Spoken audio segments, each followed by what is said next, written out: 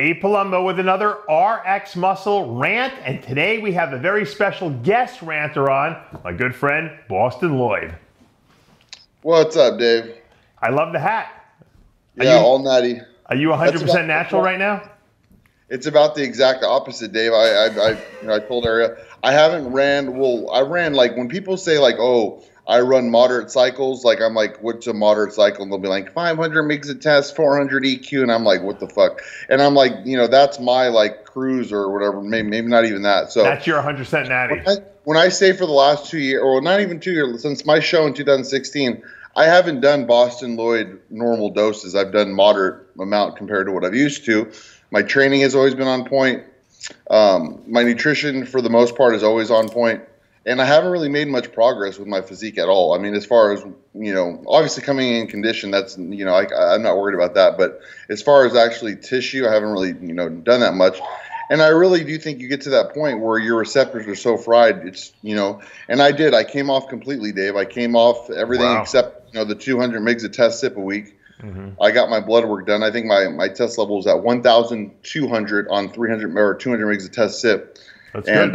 That's very good. I came out for 8 weeks, and I started back up, and this is my coming up on my second week on a heavy cycle. And I honestly, I hate that toxic phase. And we talked about in the hospital how you said you read from that one guy that you used to read his books that he used to use as much as he could until he got sick. Right. And then he said, okay, I'm good here. So I got like some major test flu the first week. I was having, and I still am. I'm taking Megastrol just to eat my, 6-7 meals. Yeah. But now I'm starting to finally feel better. The funny thing is, a lot of people don't know that little bit of test flu you get, or whatever, steroid flu, if you want to call it. All you got to do is take 2 Tylenol and it goes away. You know that, right? Tylenol kills it, but I'll tell you this, David. Tylenol, obviously, got to take it like probably 2 or 3 times a day, right? The 2 Tylenol, and it kills it right away. You're exactly right. You go from feeling like shit to great. But something about Tylenol while I'm on orals, like an Anadrol, which I'm on now, it destroys my stomach, Dave. Like I'll wake up in the worst pain. Something about the Tylenol, it destroys my gut. Well, it's liver toxic too, so probably combined with the Anadrol, it's probably not so good. I'd rather be in pain I'd rather be in like a toxic state than feel like that stomach wrenching in the morning. Like it really hurts. Right. So I stay away from that. Now you told me a year ago that you weren't competing anymore, and now I hear you're doing junior nationals. Is that true? Dave, your client is out of control. That Geo kid cracks me up. He tells me he's doing junior nats, and I made a joke saying, "Oh, I'm going to show up and like smoke you." Or I made a fucking joke, Dave. Yeah. And he took it literal. I'm like, dude, I have a kid. I'm not in the right state of mind to do a contest prep, and I haven't made any improvements. So what the fuck? Yeah, I can come in shredded, but like, if I'm going to do a show, Dave, if I'll ever compete again, I hate the stage. Like, I hate the trunks. I hate the fake tan. I hate the traveling. I know you do. You don't like to leave the house.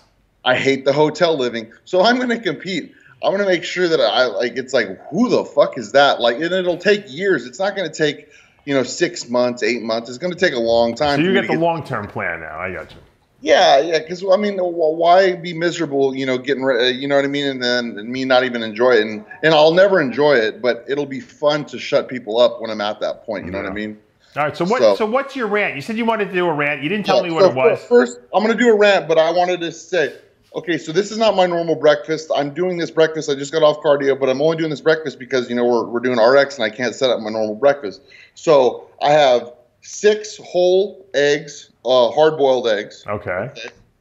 And then I have 50 grams of cream of rice, which comes out to about 40 grams of carbs. Good. With 2 tablespoons of all-natural peanut butter and a scoop of your isolized. That's a great breakfast. I love it.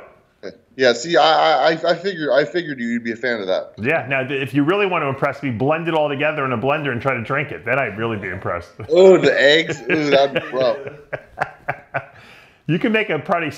You know what I used to do? I'll tell you, here's a trick. I haven't told a lot of people this. It just came to me.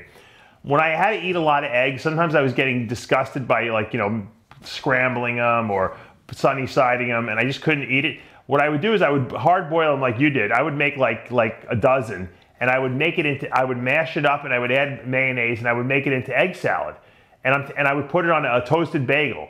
And I'm telling you, I usually use 2 bagels, and I could get 12 whole eggs, on those 2 bagels, and I would just eat them, and then I'd eat the rest, and it goes down really easy. Now with your metabolism, were you using like regular mayo or low fat? I was using regular mayo. I think the low fat mayo is not good for you because it's got like they use like vegetable oils in there, which are not good. If you have a client that could is on a decent cycle, on a lot of growth hormone, has a healthy metabolism, and he wants to have tuna once a day, you would actually recommend the regular mayo. Yeah, use regular mayo. Why not? Sure. Why not? It's mostly fat. There's no carbs in it anyway. And then you would probably still add 1 tablespoon of maca oil on top of it. Yeah, I probably would. Yeah, I would mix it in there maybe, or I'd cut up an avocado and mix it in there. Yeah, I agree, because I remember you keep carbs, which is smart. You keep carbs under about 50 grams a meal, which allows. I never went excessive with the carbs, which is smart, because I think if you do too many carbs and too many fats in the same meal, for instance, I think if you did 100 grams of carbs in one meal, and then 2 servings of fat, which is like 28 grams of fat. You almost don't get hungry for about 4 to 5 hours. Yeah, it keeps you full. If you keep the carbs like 30 to 50, like you do, you're actually you stay full, but you also are ready to eat at that 3-hour mark. Absolutely. Now, if you're doing post workout and you pull your fats, then I think that's when you could get away with doing like 100 carbs. A lot of people ask me, how many grams of fat I eat nowadays. I don't eat that many meals. I probably eat 3 meals, but I eat a lot of fat at those meals. I probably eat about 50 grams of fat, at dinner. Probably, I should say more. I probably eat 60 grams of fat, 60 to 70 grams of fat at dinner, probably eat about 50 grams at breakfast, and I probably eat about another 20, 30 grams during the day. So my fat intake is really high. Now, my protein is a little lower than it was when I competed, because I can't work out because of my shoulder replacement, so I don't really need as much protein, and my carbs are moderate. So I think that fats are really the key, especially for brain health and stuff like that. And we talked about this too. I think fats were not really used back in the 80s and 90s, especially talking to my dad. So that's why they needed massive amounts of protein, so they were getting for like the fats from the meats. I really don't think you need, like Jay Cutler. I subscribe to his J Mill, and he was telling people how he used to eat 10 to 12 ounces of cooked chicken 6 to 8 times a day. Oof. If I was to do that and add fats on top of that with carbohydrates today, I would be farting so much, Dave. It would. Well, you wouldn't need it. Think about how much fat's in 12 ounces of meat. I think it's a calorie thing in general, where you want your sufficient amount of protein. You need your healthy fats. You need your carbs for energy. And when that calorie surplus, you will grow, not just because you're eating tons of protein. I don't know. If you even figure out the fat content with that much meat or chicken, it's high. You're probably at 30 grams of fat. There's no way you're under that. So people get, like you said, they get their people eat a lot of protein, like a lot of these pros.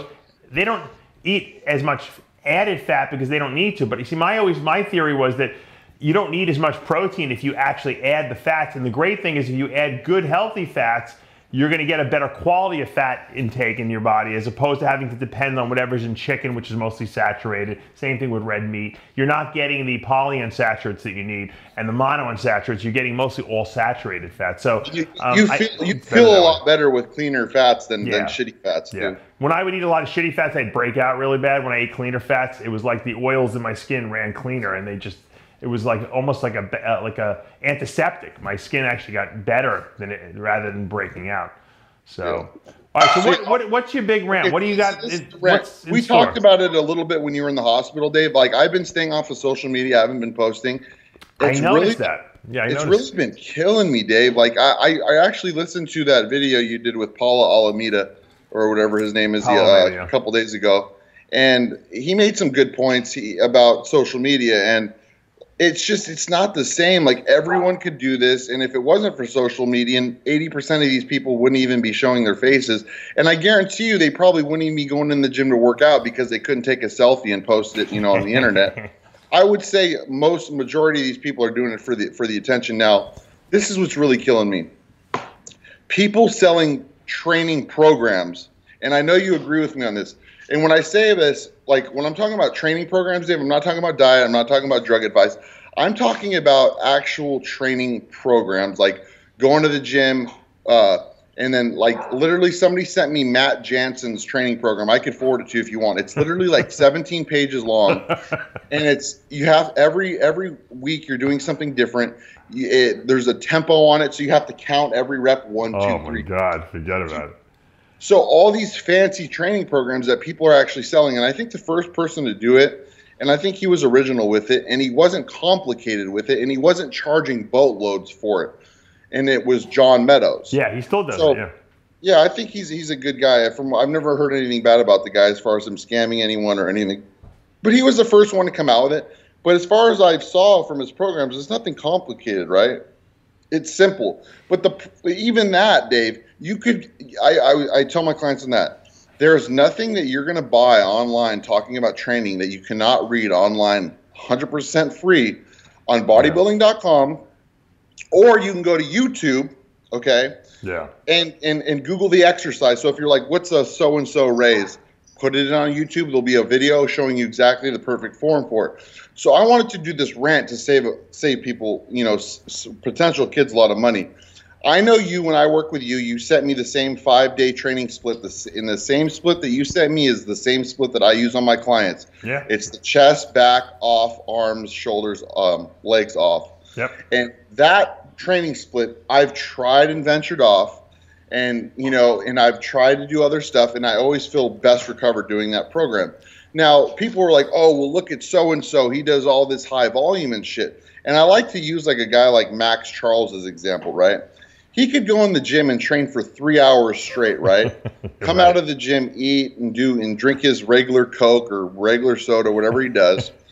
And he probably looked the exact same at the end of the year, whether if he went in the gym and trained intense for 30 minutes and left the gym, because his body is just that well of a responder. It's genetic. He's going to be that good regardless of what he does, right? Mm-hmm. So, and you agree, right? You could probably go in there for 45 minutes and look the same, right? I've been saying this for years. I give out the same program to a lot of my clients. I have a couple variations of it just because I know people need different things to kind of shake their head up. But that's the split that worked the best for me. 2 days off a week, 5 days of training, one body part per day. And it just works. And look, if I would have thought there was a better one through all my experimentation over the 30 years I've been training, I would have put it together. But that works, and it works for the average person. And you would probably agree that you could switch shoulders and arms too. Those 2 days. You could switch anything up around. I mean, anything's possible. I'm just telling you what worked for me, I've tried various training splits, and like I said, and everything, I always go back to that split because I feel well recovered. Mm-hmm. I grow fast on it and stuff like that. But I'm saying a genetic freak could train any way he wants. Look at Ronnie Coleman. He used to do each body part twice a week, and he would do 3-hour workouts, and he would take only 1 day off a week. Anyone else did that, they'd be in a hospital. Probably. So these people see these, these kids see these guys doing these 3-hour workouts, and it may work for them because they're genetic elite and stuff like that. But they would get the same exact results hitting it hard for 45 minutes and going home. But it's just that no matter what they do, as long as they're getting their protein in, as long as they're taking their drugs, they're gonna fucking grow. But that's not the case for majority of people. Like white guys, I have a client, for example, he's gonna know exactly what I'm talking about. His arms weren't growing, and I'm like, dude, I said, what are you doing for your arms? Are you doing the training split I told you? Guess what? He was training arms twice a week. I said, why? I said, you're already stimulating them with chest and back. I said, they're not going to grow because there's no recovery. I know this other guy on Instagram. He brags that he trains his arm three times a week. The guy has development everywhere except his arms. He literally has twig arms. So they think because it's like a weak body part, and my arms only grew, Dave. I don't know if you remember, but when I hooked up with you, my arms were shit. Yeah. And they grew when I stopped doing drop sets, supersets, quadruple, and I listened to you and I used a split. And I remember when you sent me that split, I said, this is a joke, right? I said, you're kidding me. 2 sets? Like, what is that going to do? So I want to tell these kids about this rant that when you do the interview at the Dubai Muscle Show with Dorian Yates, for absolutely free of charge, he just told you exactly what you could do for amazing progress. He goes through the steps of what he did. 1 to 2 sets to failure. He usually did 1 warm-up set, which was a field set, and then 1 set to failure. If you want to use a higher volume plan like Jay Cutler explains on many YouTube videos his training style.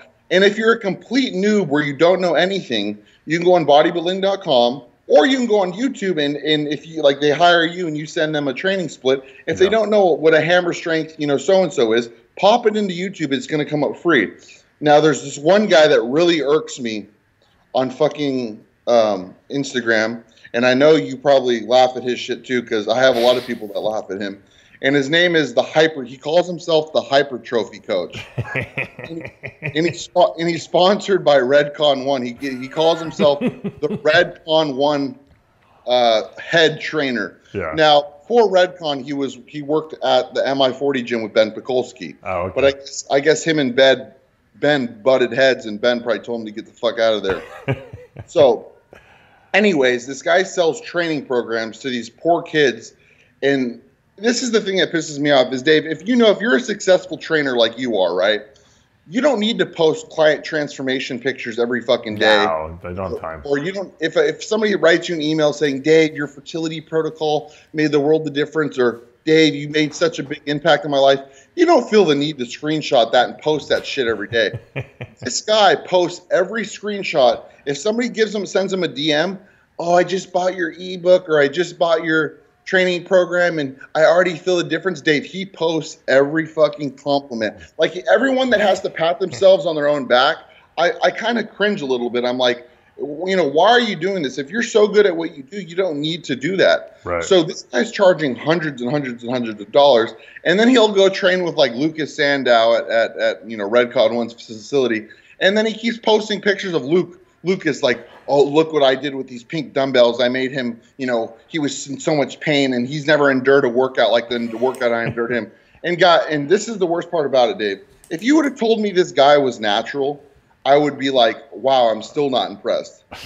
But the fact that he takes drugs and he has not put an ounce of muscle on since I started following him, I follow him for the laughs. I started following him probably a couple of years ago. Yeah. He has not put an ounce of muscle on his arms. He had decent quads to begin with. The guy has no fucking back, no fucking shoulders. He has no fucking muscle on him. So why would you hire someone to design a training program when he can't even put muscle on himself? And then he's like Dave, I'm talking about dumb stuff like, grab your pinky on the D handle and go and you're going to hit the medial delt like in a better way, or do this, or grab two cables and swing it like this and shit like that. And then, Dave, this guy has the audacity to say he preaches simplicity. He says, no, I swear to God, there was a video that somebody had posted of a guy saying that the best NFL football players in the world, or the best NBA players in the world, when they practice the fucking basics, and they get better and better and better at the basics. They don't do fancy, foo-foo shit. They just practice the basics, and they keep nailing those down until they, get better at those. And the guy has the audacity to comment, "This couldn't be more correct." And I'm like, does he know that he is like the epitome of like fancy bullshit that doesn't do anything? Because obviously you practice what you preach. You haven't grown in a year. 2-3 years. You take steroids. I mean, the guy is like a light heavyweight, and he's like 6'2", Dave. You know who I'm talking about, right? Yeah, I know who you're talking about. Okay. So I wanted to rant this because it's not just him, Dave. He's just one of the guys that has a decent following who likes to pat himself constantly on the back. And I'm sure he's a decent guy. He has family and shit like that, and he's trying to make a living for his family. But don't sit here and scam people and tell them grabbing, this with this finger, because if you grab it with this finger, it doesn't activate this muscle. Just grab some fucking dumbbells and do some laterals. Grab, the barbell, do some curls. Do the basics. Everything about training should be free. I know you include a training program for free.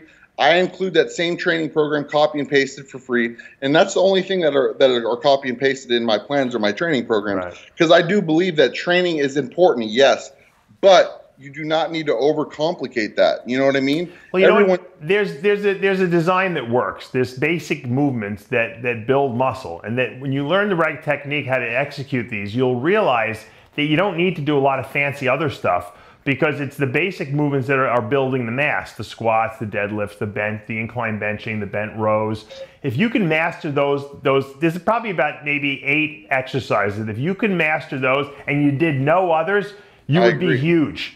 And no one masters those. They're so worried about all the little, like you said, the pinky twists and the cable curls. Exactly. That's what the guy fucking does. He preaches that shit. Yeah. And then you got these little kids like, "I tried your ebook and I got the nicest pec squeeze ever," and then he posts it like, "Look what I do for all these kids." Like, dude, you don't do fucking shit, dude. So it's like, it's sad that some of these kids are falling for this, and You know, Matt Jansen charges $500 for that training program, and he copy and pastes it.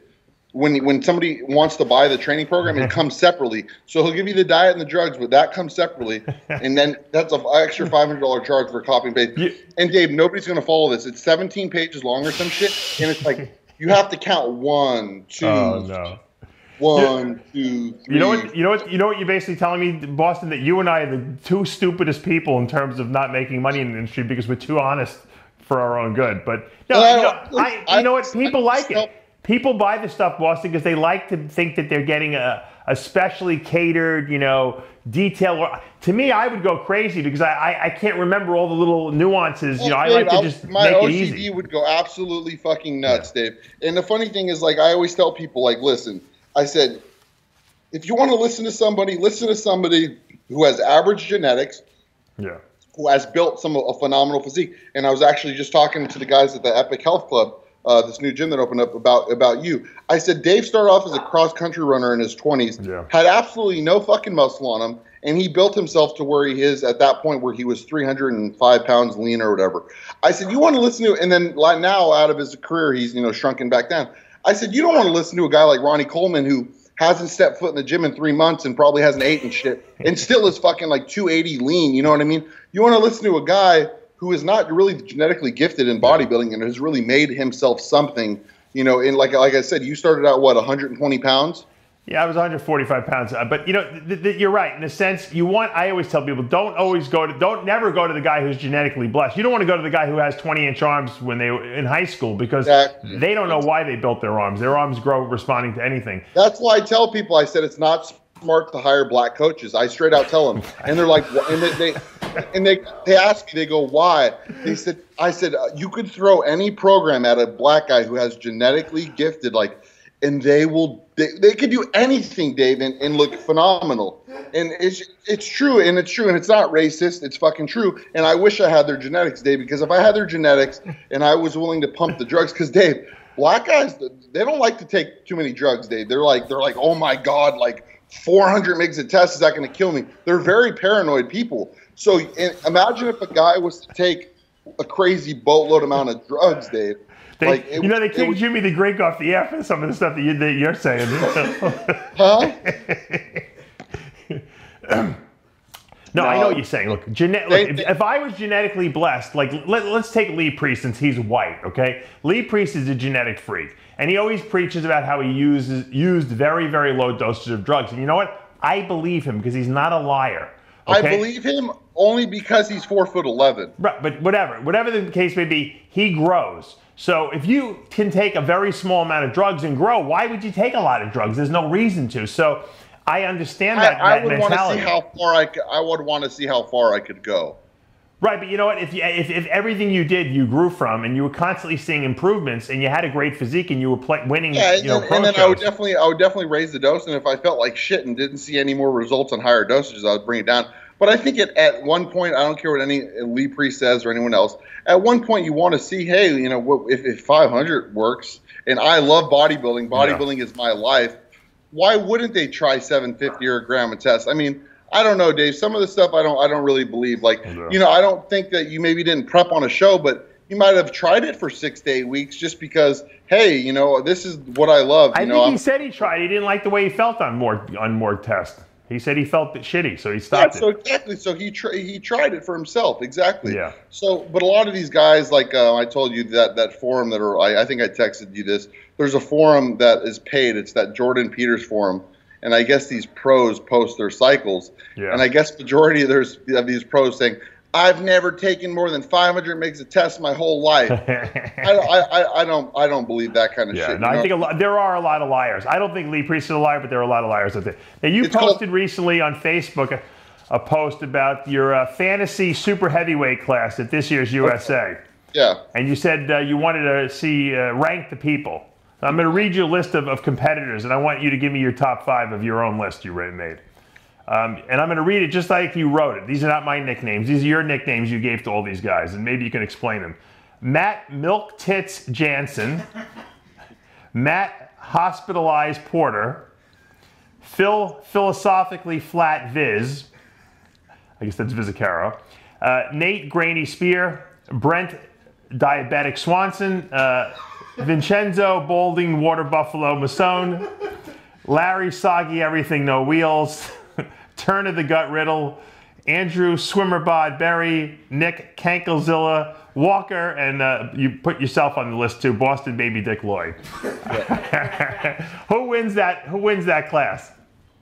Definitely not me. I would say the only guy that I know that I would 100% beat in that class, that I know that even if I was a little off, I would beat, is Larry Wills.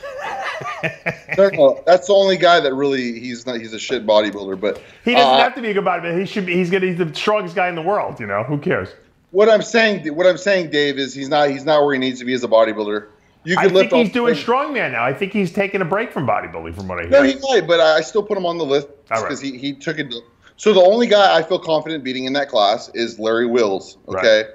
Now, if Vincent Majone, whatever, came in shredded, obviously we would all lose, but he'd probably be fat again because he's never been shredded. Okay. So my top 5, if I had to put a bet, would probably be Phil Viz or Brent Swanson, one or two. I mean, Brent has really bad shape and structure, and he has some weird spot injection stuff on his quads that throws his physique off. But he's big, he's grainy, and he brings real condition. Yeah.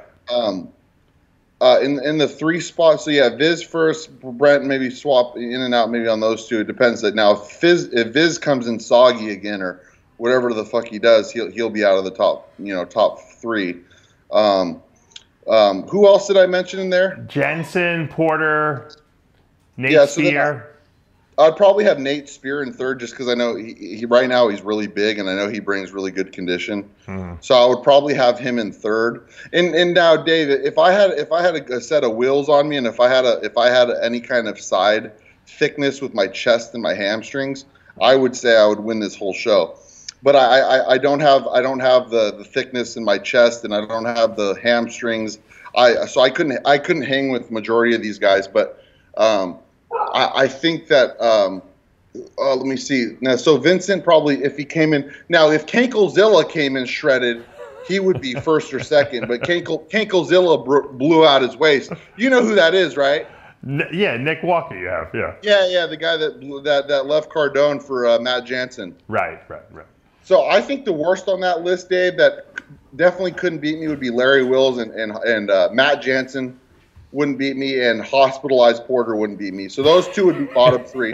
Well, Hospitalized Porter and Jansen would probably be battling for second to last, and then Larry Wills would be dead last because he would probably be eating water. He'd probably be dieting on watermelon and fried chicken and shit. Oh, Boston. But no, I really do think that lineup would be actually pretty interesting, Dave. I think that Andrew Berry kid has very good structure. If he put on 15 pounds of muscle, and he's my height. He's 6'2", 6'3". Yeah, he's a little tall. If he put on 10 to 15 pounds of muscle, he could take that class easily too. But yeah, that's my thing, and I just know that I see myself in the mirror every day. I don't have the leg thickness or the chest to really. But you're on the 10-year plan, right? You're not. No, I'm not competing. It was just a fun post to put up. No, I know. You do that all the time. That's why I had fun with it, because a lot of people were like, "You would win," and a lot of people were like, "Oh, you would be top 5," and I just laughed because I know my physique. Obviously, I see myself every day, and I'm not more critical than anyone, but I'm just on. You're very harsh on yourself, though. You are very tough on yourself. Yeah, and I have a pec tear and all that stuff. It'll look like shit. I mean, but like I said, upper body wise, I feel like besides my chest, I feel like my backside would beat most of those guys. I feel like a back lat spread or a back double. I feel like I'd beat most of those for sure. Well, maybe one of these days we'll see you up there on the pro qualifier stage. Oh no, it'll happen, Dave. It'll just be give me some. I mean, I want to come out and be like, wow, there'd be no way where they could say no, where I could easily just reject the pro card. That would be my all-time goal. I know that's your goal. But sometimes if you wait too long for that, you never get to do it. So don't wait too long. Oh no, I'll be able to do it, Dave. I'm pretty settled. I mean, unless I get injured, but I mean, I train pretty light and stuff. I really not light. I don't like to say light. I train till failure, and I usually don't do risky stuff anymore. Yeah, like my first heavy compound movement, I'll go as heavy as I can for 6 to 10 reps. And then it's weird, Dave. After that, I mean, I keep my tempo pretty high, so I get pretty weak. You know, I kind of finish off the workout, you know, doing pump stuff. Right. Well, you know, look, like I said, you just had a kid, so chill out for a little bit. Next year, you could always get on stage and shock the world. Yeah, I'm planning on it, Dave. So we'll see. I mean, it'll be a while, but like I said, if I like competing, like the actual putting on trunks and tanning, I do it. Why not, right?